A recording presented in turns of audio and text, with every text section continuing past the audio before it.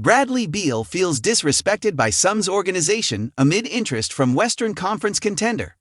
Leading up to the NBA trade deadline last month, Bradley Beal's name repeatedly popped up in trade talks.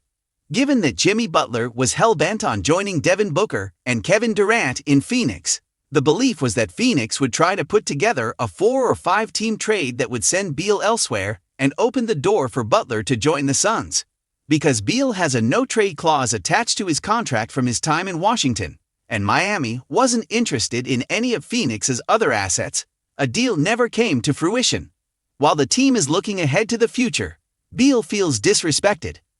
Between a move to the bench, which some have theorized could have been made as a way to try and force him out, and the trade talks, Bradley Beal revealed to ESPN in an interview that he feels disrespected by the Suns organization despite the interest from Houston.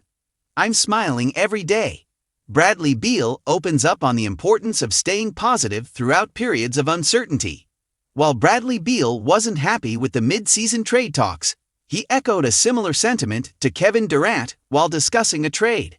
Much like his teammate, if a trade is inevitable, he's more receptive to an off-season trade than a mid-season trade. Leading up to the deadline, Kevin Durant's name popped up in trade talks, with reports suggesting that the Suns had a deal in place that would send him back to Golden State.